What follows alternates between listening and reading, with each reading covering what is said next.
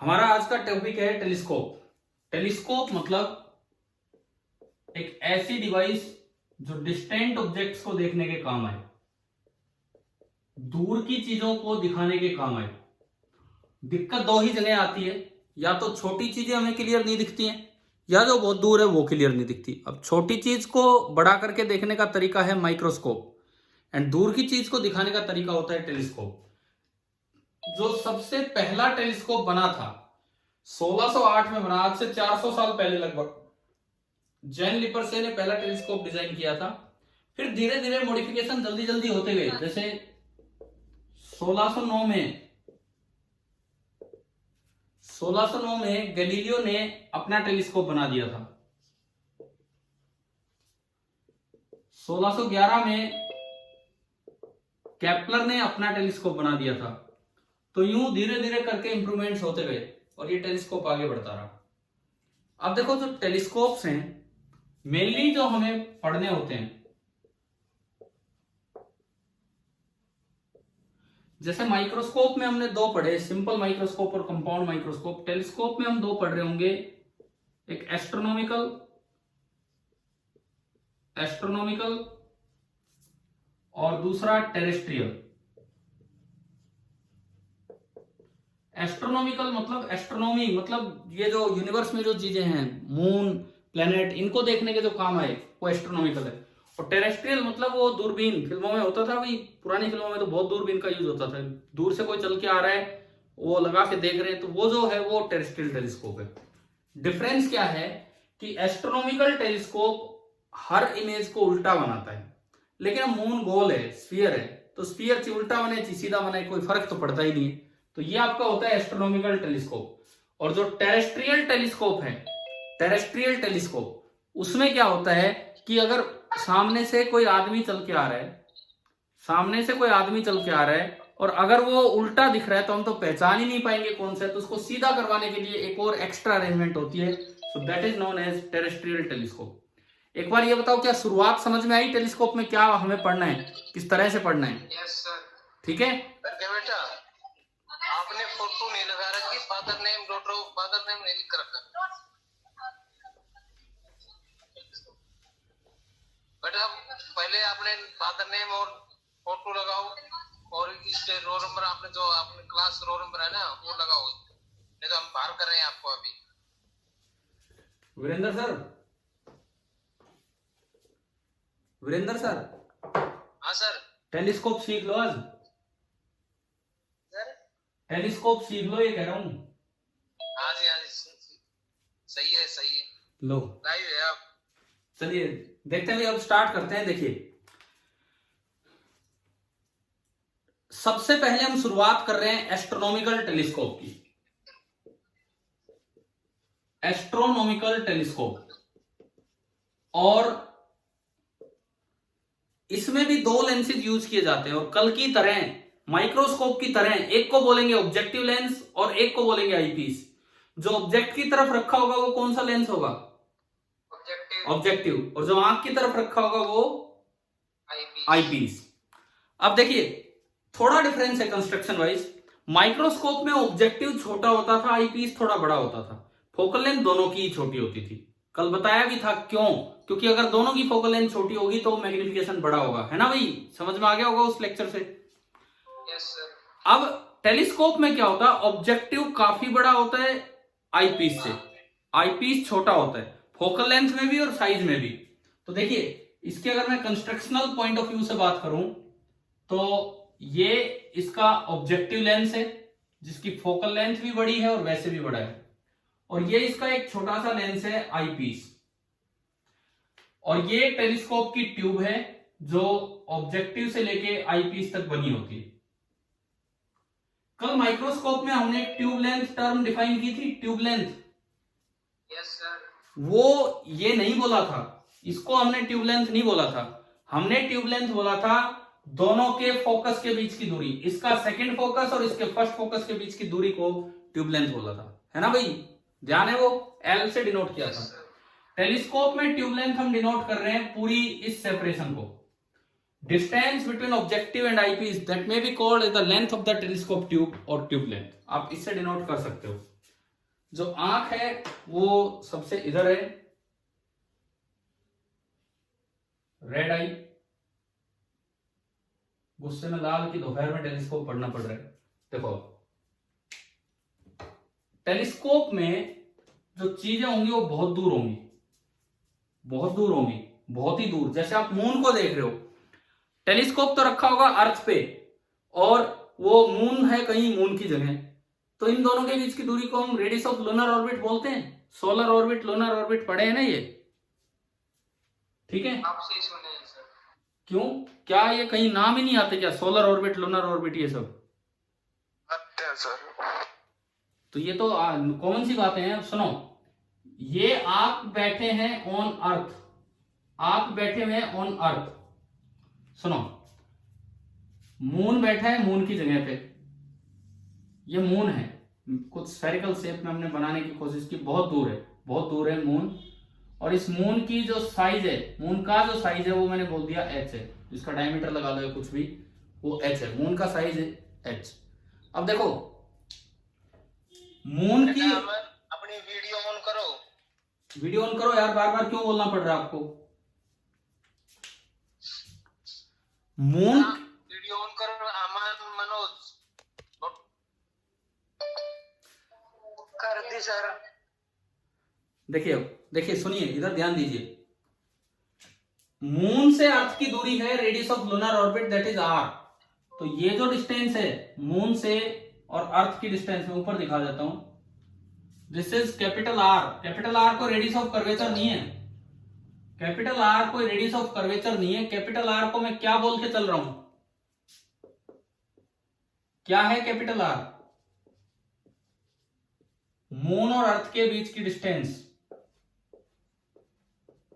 बताओ क्या R और L कंपेरेबल होंगे या बहुत भारी डिफरेंस है R और L में? बहुत ज्यादा डिफरेंस है, बहुत ज्यादा डिफरेंस है।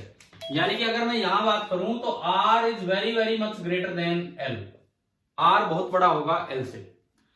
अब देखो, कल जब हम माइक्रोस्कोप पढ़ रहे थे तो हम क्या करते थे, ऑब्जेक्ट को नियर पॉइंट पे लाते थे कि भाई मैक्सिमम विजुअल एंगल वो कितना बनाएगा, उसे बोलते थे थीटा नोट।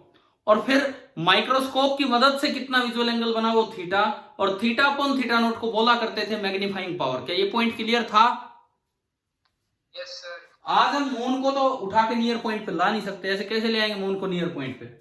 तो यहां पे जो एंगल कंपेयर होगा वो थीटा नोट से नहीं, नेक्ड आई पे मून ने कितना एंगल बना रखा है। तो देखो आप, ये मून के दोनों एंड्स हैं, इन्होंने नेक्ड आई पे जाके ये एंगल बनाया है ऑलमोस्ट, इस लेंस पे बोल दो जी, वहां बोल दो, बात एक ही है।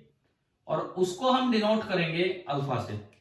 अल्फा क्या चीज है, मेरे पास इतनी जगह नहीं है, बोर्ड छोटा है, आप लिख सकते हैं angle subtended bye moon, angle subtended bye moon on necked I. Necked आई पे जो एंगल बनाया होगा मून ने वो है अल्फा। बताएं क्या ये समझ में आ गया? थीटा नोट की जगह आज अल्फा है। अब एक और चीज, अगर मैं ये एंगल भी देखूं तो ये भी नियरली अल्फा ही होगा। क्यों भाई, कारण बताओ उसका। बहुत छोटी है। हाँ, ये एल इतनी छोटी है कि थोड़ा सा इधर खिसक जाओगे तब भी कोई फर्क ही नहीं पड़ रहा। तो आप जो आंख पे सबटेंड किया या इस पे सबटेंड किया या इस पे सबटेंड किया, बात एक ही है।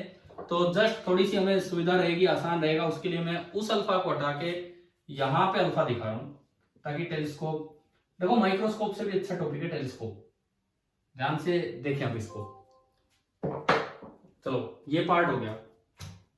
अब हम बात करते हैं कि ये तो उसी तरह काम करेगा आईपीस, जैसे सिंपल माइक्रोस्कोप में करता था, जैसे कंपाउंड माइक्रोस्कोप में करता था। कैसे करता था? अगर आप एफई डिस्टेंस दूर ऑब्जेक्ट रखोगे तो इमेज कहां बन जाएगी, इन्फिनिटी पे, वो तो होता था नॉर्मल एडजस्टमेंट। और अगर आप मैक्सिमम मैग्निफिकेशन चाहते तो बताओ कितनी दूर ऑब्जेक्ट रखना होता था? हाँ, DFE upon D plus FE, और तब जो इमेज बनेगी वो नियर पॉइंट पे बनेगी। और बीच का कोई केस आए तो उनके बीच में आप कहीं भी रख सकते हो। तो हम दो केस पढ़ेंगे। पहला केस, सबसे पहला केस में बना रहा हूं नॉर्मल एडजस्टमेंट। देखो ये टॉपिक एज इट इज, मतलब ऐसा नहीं है कि हायर क्लासेज में जाओगे कहीं और दोबारा टेलीस्कोप पढ़ोगे कुछ चेंज हो जाएगा, एज इट इज आएगा। तो पहली बार में ही ढंग से समझो अच्छे तरीके से। तो सबसे पहले मैं बात करता हूं नॉर्मल एडजस्टमेंट की। एस्ट्रोनॉमिकल टेलीस्कोप में भी नॉर्मल पर एडजस्टमेंट। क्या आपने वीडियो बंद कर लिया? आपने किसने बंद कर दिया? किसने? हिमांशु। अरे यार आप लोग बार बार बीच बीच में देखो, ये गलती मत कीजिए। बेटा आपने वीडियो ऑन करो। कर क्या हिमांशु?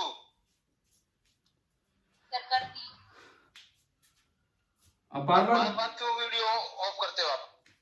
अब पता है आपकी इस गलती से बार बार क्लास भी डिस्टर्ब हो रही है। आप क्यों ये इस तरह से कर, जब एक बार बोल दिया तो सुनो। अब इधर सुनो, नॉर्मल एडजस्टमेंट पे हम आते हैं। नॉर्मल एडजस्टमेंट, नॉर्मल एडजस्टमेंट का मतलब है, अच्छा ये मून खुद ही इंफिनिटी पे बैठा है, क्योंकि ये जो आर है, R tends to infinity. R बहुत ज्यादा, कई कई किलोमीटर है, तो आर टेंड्स टू इंफिनिटी। तो मून तो खुद ही इंफिनिटी पे है, आर डिस्टेंस दूर है जो कि ऑलमोस्ट इंफिनिटी है। वो आप दूरी यहां से भी मान सकते हो, पूरी मानो, एल तो नेग्लेजिबल है, ठीक है। और आंख का नियर पॉइंट कहीं होगा, ये मैंने बोल दिया आंख का नियर पॉइंट है। आंख का नियर पॉइंट कितनी दूर होता है आंख से? 25 सेंटीमीटर। इसकी जो दूरी होगी that is capital D, that is 25 centimetre. असल चीज है ये डायग्राम। डायग्राम समझोगे तो एक बार में टेलीस्कोप समझ में आ जाएगा, अगर डायग्राम क्लियर हुआ तो। अब देखो, सबसे पहला काम, इस मून की इमेज बनाएंगे ऑब्जेक्टिव लेंस में। ये ऑब्जेक्टिव है जिसकी फोकल लेंथ हमने एफ ओ बोल दिया, और ये आईपीस है जिसकी फोकल लेंथ एफ ई बोल दी।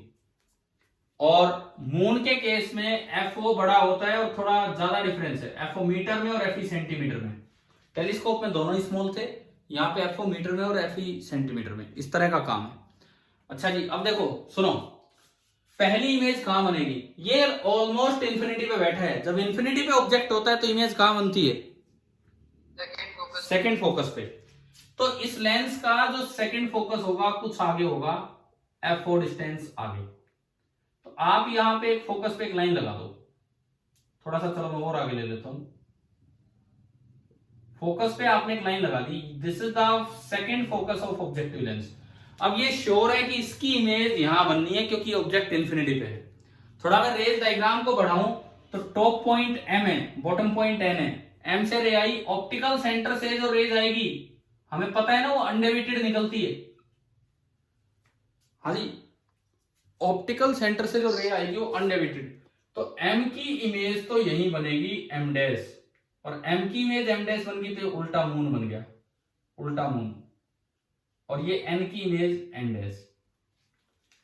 मैंने रे डायग्राम पूरा नहीं बनाया, मैंने तो एक सिंगल रे ली और मुझे पता है कि इमेज कहां बननी है, फोकस पे बननी है। अब अगर मैं रे डायग्राम पूरा करना चाहूं, तो आप क्या करेंगे, इसी से एक और रे लीजिए। इन्फिनिटी से आने वाली रे यहां आते आते ऑलमोस्ट पैरेलल हो जाएंगी, क्योंकि हम जानते हैं कि पैरेलल रे ही इन्फिनिटी पे मिलती हैं, पता है ना ये तो।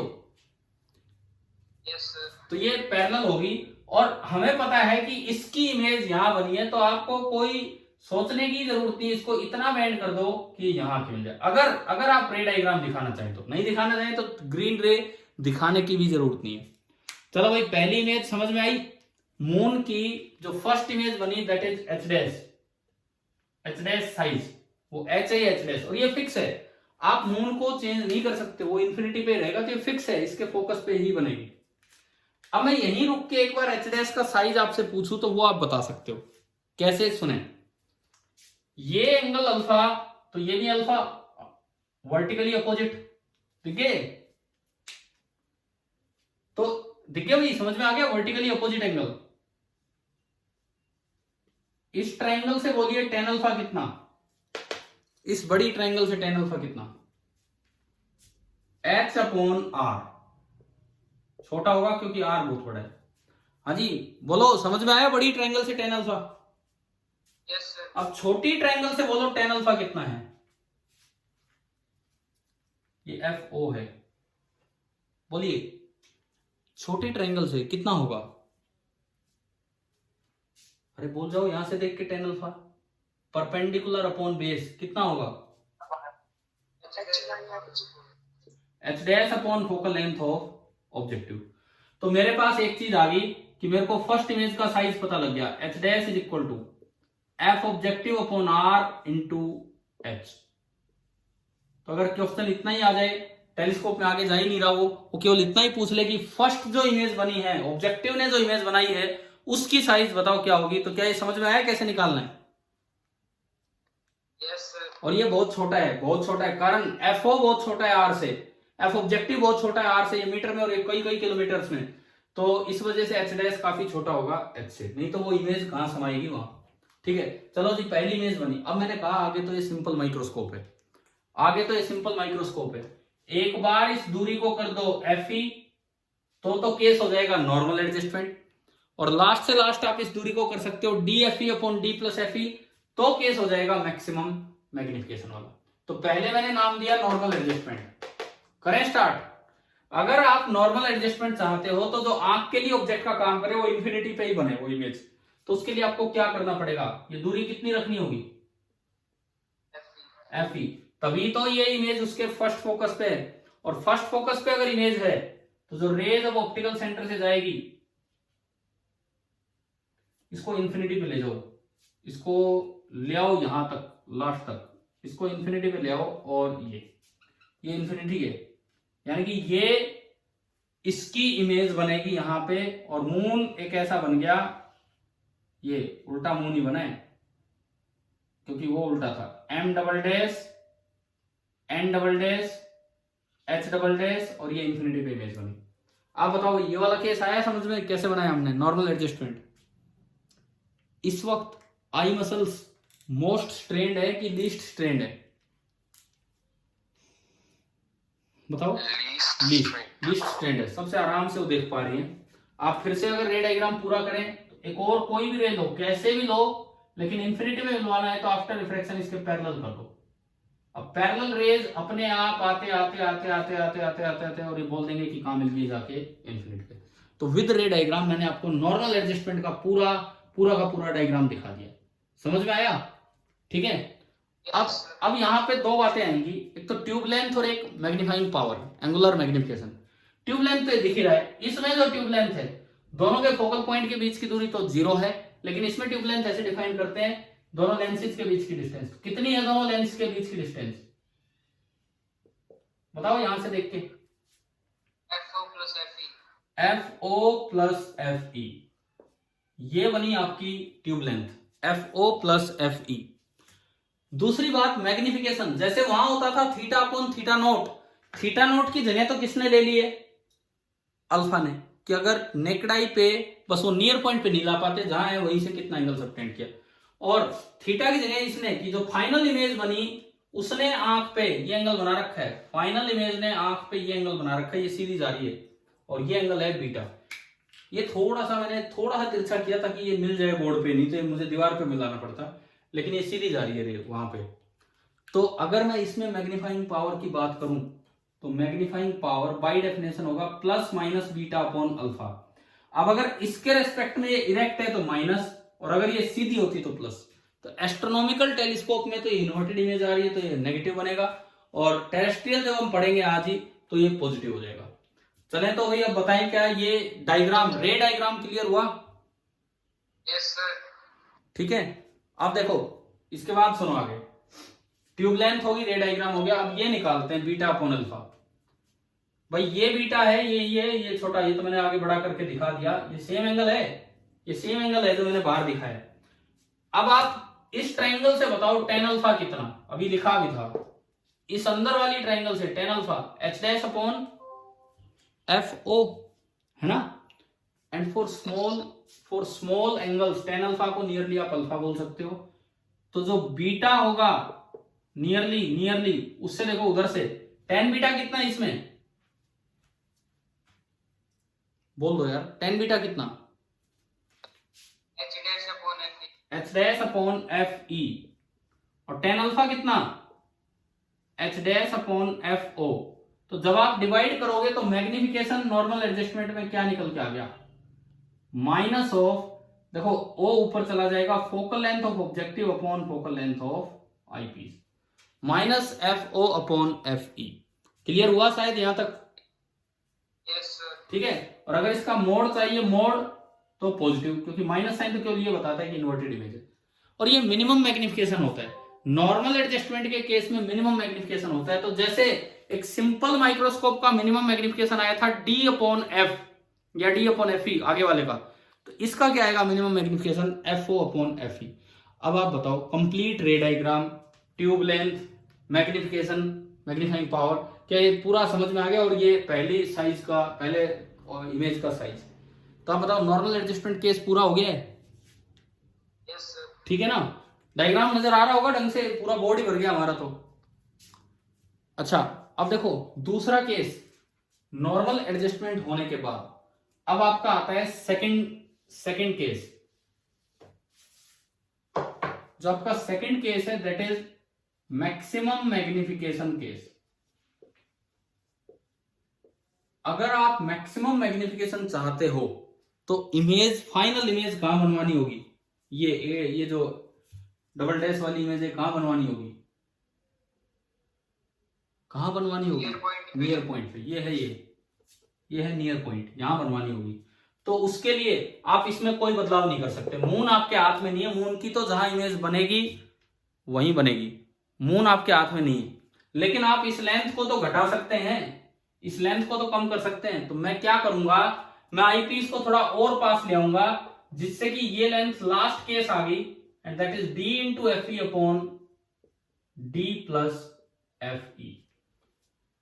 याद आ गया कितना यूज हो रहा है पीछे? देखो, सिंपल माइक्रोस्कोप पढ़ना कितना जरूरी था, उसी से सारी चीजें आगे बढ़ती जा रही। तो ये आपने डिस्टेंस रखी। जब आप ये डिस्टेंस रखते हो तो इमेज कहां बन जाती है? तो भाई मैं इसमें बदलाव करूं, थोड़ा सा मुझे चेंज करना पड़ेगा। अब आप एक लाइन नियर पॉइंट पे लगा लो। This is the near point of the eye, D distance दूर। एक लाइन इस पे लगा लो और जोरे आप ऑप्टिकल सेंटर पे ले गए, उसको ना सीधा बढ़ा लो कि भाई पीछे की तरफ इसको बढ़ा लाए और ये यहां आके मिली। यानी कि इसकी जो इमेज है M" वो यहां बननी है, और ये मून की ऐसी कुछ इमेज बनेगी, और ये आपका हो जाएगा N", और ये हाइट H", और ये एंगल वही बीटा, पूरे ने जो सब्सटेंड किया। अगर कोई कहे रे डायग्राम में ग्रीन रे को भाई थोड़ा ठीक करो, तो ग्रीन रे को पैरेलल मत निकालो, इस बार थोड़ा फैला दो। आपके पास जैसे आपको बोर्ड एग्जाम भी देने, हालांकि उसमें टेलीस्कोप मान लो, चलो पूछा जाए आपसे, तो सुनो क्या करना है, इनको थोड़ा सा डाइवर्ज करा दो। इनको डाइवर्ज कराओ। किस तरह डाइवर्ज करवाना है? स्केल की मदद लो और डाइवर्ज इतना करवाओ कि पहले ही इस पॉइंट से इस पॉइंट को ज्वाइन करके आगे बढ़ाओ। पहले ही इस पॉइंट से इस पॉइंट को ज्वाइन करके आगे बढ़ाओ, ताकि सामने वाले को यूं लगे कि भाई हमने तो आगे डाइवर्ज करवाया था, जब पीछे बढ़ा के देखा तो बाई चांस वो कहां जाके मिल रहे हैं? जहां मेरा क्या था, आपका नियर पॉइंट, है ना? इस तरह से ये फीलिंग आनी चाहिए। अब देखो बन गया, सब चेंज हो गए। पहला चेंज, ट्यूब लेंथ कितनी होगी बताओ? FO+FE की जगह क्या हो गया? D/FE/D+FE। दूसरा, इसमें कोई बदलाव नहीं, ये वही है। तीसरी बात, अल्फा में कोई बदलाव नहीं, H'/FOE है। मैग्निफिकेशन नेगेटिव है क्योंकि इन्वर्टेड इमेज है, वही डेफिनेशन होगी β/अल्फा। अब अल्फा में तो कोई चेंज है ही नहीं, अल्फा तो है H'/FO, लेकिन जो पिछली बार बीटा था H'/FE, FE की जगह क्या आ गया? D/FE/D+FE। तो देखिए मैंने अल्फा लिखा, अल्फा इज H'/FO। मैंने बीटा लिखा, बीटा इज H'/D/FE, और वो अपॉन वाला ऊपर गया D+FE। क्या दिख पा रहे हैं क्या आपको जो मैं लिख रहा हूं यहां इस साइड?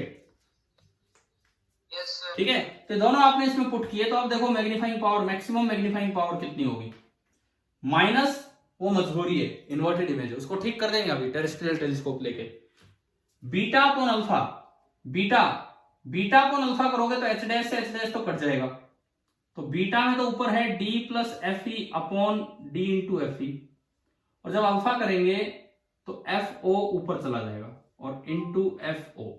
तो ये देखो मैग्निफिकेशन क्या आया, माइनस साइन आया, FO/FE अलग से आया, और इसके अलावा बचा देखो एफ मैंने उसके साथ कर दिया d plus F upon D, और d plus F upon D को आप लिख सकते हैं 1 प्लस एफ अपॉन डी। ये आपका मैग्निफिकेशन आया, मैक्सिमम मैग्निफिकेशन। माइनस साइन को हटा दें, मोड़ ले तो F upon F into 1 plus F by D. आ गया, समझ आ गया कि नहीं कैसे किया है? Yes sir. अब एक थोड़ा ध्यान रखना, यहाँ कई बार बच्चा जल्दबाजी में गलती कर जाता है। जब सिंपल माइक्रोस्कोप पढ़ते हैं तो उसमें मैग्नीफाइंग पावर आई थी 1 प्लस डी अपॉन एफ, एक फैक्टर आता है ना ऐसा 1 प्लस डी अपॉन एफ, जबकि यहाँ क्या आता है 1 plus F E upon D. तो कंफ्यूज मत हो जाना, कभी ये उल्टे पुल्टे लिख दो। तो भाई अब बताओ, क्या एस्ट्रोनॉमिकल टेलीस्कोप पूरा बिल्कुल क्लियर हो गया? Yes sir. ठीक है, मिटा दो ना इसको, क्योंकि फिर मत कहना दोबारा समझाओ, फिर दोबारा बनाने की हिम्मत नहीं है, फिर आगे बढ़ना है। मिटा दो इस रे डायग्राम को। Yes sir. ठीक है, देखिए एक बार मुझे अब बताना, अब कितने पार्टिसिपेंट्स हैं?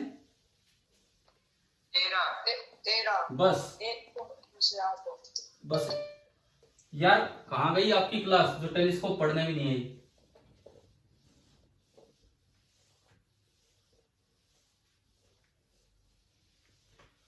अब देखो एस्ट्रोनॉमिकल टेलीस्कोप के जो रिजल्ट्स हैं, एस्ट्रोनॉमिकल टेलीस्कोप के जो रिजल्ट्स हैं वो हमारे सामने यूं आए कि मिनिमम मैग्निफिकेशन का मोड की मैं बात करूं वो आया F O upon F E. Maximum magnification, magnifying power या एंगुलर मैग्निफिकेशन वो आ रहा है F O upon F E, तो है लेकिन इसको मल्टीप्लाई कर दिया 1 plus D upon F E, नहीं बल्कि एफ ई अपॉन डी से। इस केस में जो ट्यूब लेंथ है वो मैक्सिमम है और वो है F O plus F E, और इस केस में जो ट्यूब लेंथ है वो मिनिमम है और वो है F O plus D F E upon D plus F E. तो शायद आपको टेलीस्कोप तो मुझे लगता है बहुत अच्छे से दिमाग में बैठ गया होगा कि क्या है क्या नहीं। क्लियर हो गया ना ये रिजल्ट्स और ये सब? ठीक है, अब इसको थोड़ा सीधा करने का काम करेंगे। तो अब हम पढ़ेंगे टेरेस्ट्रियल टेलीस्कोप, क्योंकि अगर सामने से कोई चल के आ रहा है, और पुरानी फिल्मों में दूरबीन बड़ी यूज होती थी, तो उस तरह से कोई देखे और उल्टी में दिखे तो रोड ही उल्टा दिखेगा, तो समझ में नहीं आएगा कौन है कौन नहीं। तो अब हम देखें इसमें टेरेस्ट्रियल टेलीस्कोप, जिसका काम मैग्निफिकेशन बढ़ाना नहीं है, जिसका काम होगा केवल और केवल इमेज को सीधा करवाना। इसका काम होगा केवल और केवल इमेज को सीधा करवाना। So this is our terrestrial telescope. देखो सुनो, पूरा डायग्राम नहीं बना रहा मैं, जो काम की बात है उस पर आता हूं। ये एक लेंस है ऑब्जेक्टिव लेंस एफओ। इसने अपने फोकस पे फर्स्ट इमेज बनानी है, फिक्स है। जो पहली इमेज बनेगी वो यहीं कहीं बनेगी। मान लो ये नीचे इमेज बनी एच। अब अगला लेंस आईपीस आगे आना है। आप क्या करो, बीच में एक करेक्टिव लेंस डाल दो। बीच में आप एक करेक्टिव लेंस डाल दीजिए, एक करेक्टिव लेंस जिसकी फोकल लेंथ एफ है, ना एफओ है ना एफ है, और इससे 2f आगे रख दो। एक करेक्टिव लेंस आपने डाला जिसकी फोकल लेंथ एफ है और इससे 2f आगे रख दो। आपने पढ़ा होगा कि अगर 2f डिस्टेंस इधर ऑब्जेक्ट होता है तो 2f डिस्टेंस उधर सेम साइज की इमेज बनती है। बताओ, ये तो वो 4f वाला स्पेशल केस था, डिस्प्लेसमेंट मेथड वाला, है ना? तो क्या होगा कि एक ऐसी सीधी इमेज, इतने ही साइज की सीधी इमेज, एच ही साइज की सीधी इमेज 2f डिस्टेंस आगे बन जाएगी। मैग्निफिकेशन बिल्कुल नहीं हुआ, बस ये सीधा हो गया। और इसके बाद फिर वही काम, फिर बिल्कुल सेम काम। आपने अगला लेंस रखा आईपीस, एक बार तो ये दूरी मान लेंगे एफ, तब तो इमेज ऊपर बन जाएगी इंफिनिटी पे, और एक बार ये दूरी मान लेंगे d into F E upon D plus F E, और तब ये इमेज बन जाएगी नियर पॉइंट पे। लेकिन बदलाव एक हुआ, साइज में कोई फर्क नहीं पड़ा, बदलाव एक ही हुआ कि वो इमेज अब इन्वर्टेड नहीं रहेगी, अब कैसी बन जाएगी? इरेक्ट। ट्यूब लेंथ कितनी बढ़ गई? ट्यूब लेंथ कितनी बढ़ गई? टेलीस्कोप की ट्यूब लेंथ 4f। तो अब देखो इसके रिजल्ट सुनो, इसके रिजल्ट सुनो इस वाले टेलीस्कोप के, टेरेस्ट्रियल के। अगर मैं मैग्निफिकेशन मिनिमम की बात करूं नॉर्मल एडजस्टमेंट में, तो पहले था f minus F O upon F E, अब मोड लगाने की जरूरत नहीं है, वो प्लस हो गया। और अगर मैं ट्यूब लेंथ की बात करूं तो वो मैक्सिमम होती है इस केस में, और वो होती है FO प्लस FE और बीच में एक और चीज जुड़ गई 4F। अगर मैं दूसरे केस की बात करूं, मैक्सिमम मैग्निफिकेशन की बात, तो पिछली बार वो माइनस के साथ थी, इस बार प्लस के साथ, FO upon FE 1 plus FE by D। और ट्यूब लेंथ इस बार मिनिमम होती है FO plus 4F plus D into FE upon D plus FE। तो मुझे लगता है कि शायद आपको ये टेलीस्कोप भी बिल्कुल क्लियर हो गया होगा। हाँ जी, क्लियर है ये वाला टेलीस्कोप। Yes sir. देखो, मुझे लगता है कि अगर आपने ये आधा घंटा ढंग से क्लास अटेंड किया अभी तक 30-40 मिनट, तो एक एक चीज बैठ के दिमाग में, टेलीस्कोप आप भूलने वाले नहीं हो अब इसके बाद। इतना आसान सा तो टॉपिक है। बच्चे घबराए रहते हैं, रे डायग्राम ही नहीं बनाना आता, बोले यार कितना कितना काम है। तो शायद हमें एस्ट्रोनॉमिकल और टेरेस्ट्रियल दोनों टेलीस्कोप, दोनों के फॉर्मूले अच्छे से समझ में आ गए हैं। माइक्रोस्कोप हमने पीछे वैसे ही पढ़ रखा है। अब आप सुनो एक दो बातें। सबसे पहली बात, एक और टेलीस्कोप होता है रिफ्लेक्टिंग टाइप टेलीस्कोप, जैसे कैसेग्रेन एक साइंटिस्ट का नाम है, कैसेग्रेन। वो हम अभी नहीं पढ़ेंगे, अभी हम नहीं पढ़ने वाले हूं, ना उसकी जरूरत है अभी पढ़ने की, हायर क्लासेज में हम पढ़ लेंगे। तो जो एस्ट्रोनॉमिकल टेलीस्कोप है उसी को थोड़ा ठीक करने का तरीका होता है रिफ्लेक्टिंग टाइप टेलीस्कोप। उसके फायदे नुकसान ये सब बाद में जब ये पढ़ रहे होंगे तब देखेंगे। इतना याद रखना बस, केवल एक बात याद रखना कि एस्ट्रोनॉमिकल टेलीस्कोप में अगर आपको रिफ्लेक्टिंग टाइप टेलीस्कोप बनाना है तो ऑब्जेक्टिव लेंस ना लेके रिफ्लेक्टिंग, मतलब ऑब्जेक्टिव क्या बनाना होगा आपको, लेंस ना लेके क्या लेना होगा, मिरर। अब कोई सोचे यार मिरर ही ले लिया तो वो तो आगे ही नहीं आने देगा रेको, तो वो हम पढ़ेंगे कभी। इस तरह की एडजस्टमेंट होती है कि ऑब्जेक्टिव लेंस ना लेके मिरर होता है, उसमें घोल होता है और वो किसी तरह से रिफ्लेक्शन के बाद रेज को आईपीस पे पहुंचाता है और फिर आईपीस ऐसे ही काम करता है जैसे यहां काम कर रहा है।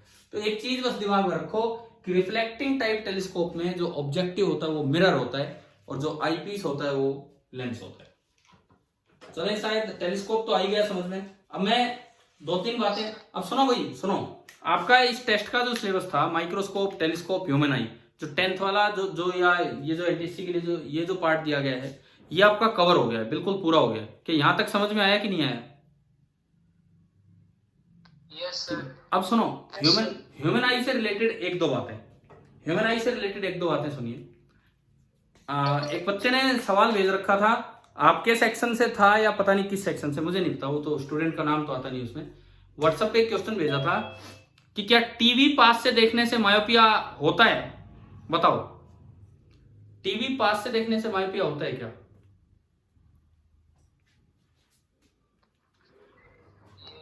तो सुनो, बिल्कुल बोला जाता है बच्चों को भाई पास से मत देखो, दूर से देखो। टीवी क्या, मोबाइल, लैपटॉप। लेकिन मायोपिया होता है नहीं होता इसका कारण अभी तक नहीं पता कि ये है भी कि नहीं। बट एक चीज है कि टीवी या मोबाइल या लैपटॉप वो हम पास से देखते हैं। पास से देखने से आई की आदत हो जाती है पास की चीजों को देखने की। आई मसल्स इस तरह से सेट हो जाते हैं कि वो पास की चीजों को ढंग से दिखाते हैं और वो भूल जाते हैं कि दूर की चीजें कैसे देखनी होती है। अब अगर वो भूल गए दूर की चीजें देखना और रिलैक्स होना भूल गए तो क्या आई लेंस की वो फोकल लेंथ इतनी चेंज कर पाएंगे जब आप दूर की चीज देख पा रहे होंगे? तो ये दिक्कत होती है। इसीलिए कहा जाता है कि मोबाइल या लैपटॉप में आपको बीच बीच में ब्रेक लेना चाहिए, कंटिन्यूअसली कभी नहीं देखना चाहिए, कई कई घंटे। उससे यही दिक्कत आती है, हैबिचुअली आई भूल जाती है दूर की चीजें देखना और उससे मायोपिया जैसे लक्षण दिखने लग जाते हैं। ये टेम्परेरी लॉस भी हो सकता है कि आप थोड़ा रेस्ट करें, आंखों को आराम दे तो ठीक हो जाए। और मे भी अगर आप परमानेंटली मतलब बार बार ये काम कर रहे हो तो परमानेंट लॉस भी हो सकता है। ठीक है, एक बच्चे ने सवाल भेजा था ह्यूमन आई से रिलेटेड, क्या प्रेस बायोपिया ठीक हो सकता है? ये क्वेश्चन था, क्या प्रेस बायोपिया ठीक हो सकता है? देखो, प्रेस बायोपिया इज एजिंग प्रोसेस। आप कहो कि आपकी उम्र 60 साल होगी, बोल जी मेरे खाल में झुर्रियां आ गई, अब कैसे ठीक करें, ये तो पॉसिबल ही नहीं है। तो प्रेस बायोपिया ठीक नहीं हो सकता है। आप उसके लिए लेंसेज लगा लो, बाइफोकल लेंस पढ़े थे हमने, ऊपर भी नीचे भी, इवन 3 तरह के भी आते हैं, ऊपर अलग, नीचे अलग, बीच में अलग। तो इस तरह के लेंसेज लगा लो। फिर भी कई कहते हैं कि सर्जरी से ठीक करवा देंगे, वो पैसे फूकने वाली बात है। अब सर्जरी करवा के, लेजर सर्जरी या इन सब चीजों से, मतलब प्रेस बायोपिया के लिए मैं बोल रहा हूं और किसी के लिए नहीं, प्रेस बायोपिया के लिए। प्रेस बायोपिया में एज इतनी हो जाती है कि आप उन सर्जरी से जब ठीक करवाते हैं तो और कई डिफेक्ट आ जाते हैं। हो सकता है आपकी दूर पास की नजरें ठीक हो जाएं, लेकिन आप गहराई मापना भूल जाएंगे। आपको ये समझ में नहीं आएगा कि इस चीज की गहराई कितनी है, कि आप किसी से कितनी दूर खड़े हैं। ये आपको चीज दिख जाएगी, आपको सामने वो डिब्बा रखा है वो दिख जाएगा, आप ये नहीं दिमाग पता लगा पा रहा होगा कि कितनी दूर है हमसे, ज्यादा दूर है कि कम दूर है। इस तरह का काम हो जाएगा। मतलब वो जो था ना, मैंने कहा था एक टॉपिक आप पढ़ना एनसीईआरटी से, 10th वाली एनसीईआरटी से, कि 2 आईज है और 1 आई है तो क्या फायदा होता उसका, था एक मोर टू नो या उन सब में, है ना। तो उस तरह का काम हो जाएगा।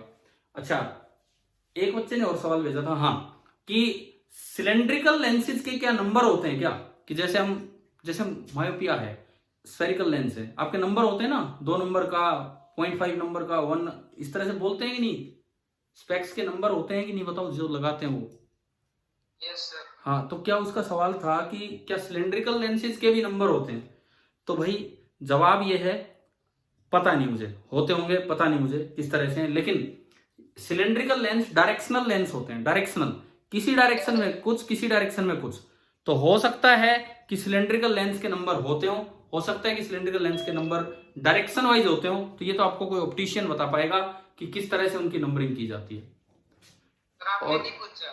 नहीं, मैंने नहीं पूछा, वो तो मुझसे एक बच्चे ने पूछा अभी, कब, एक पिछले 1-2 दिन में ये बात आई थी। तो मैं कभी जब मिलूंगा ऑप्टिशियन से तो मैं भी ये पूछ लूंगा कि क्या सिलेंड्रिकल लेंसेज के नंबर हैं। मुझे तो लगता है कि डायरेक्शन वाइज नंबर होते होंगे, कि इस डायरेक्शन में, क्योंकि वो कर्वेचर ठीक करने का काम करता है और कुछ नहीं करता वो।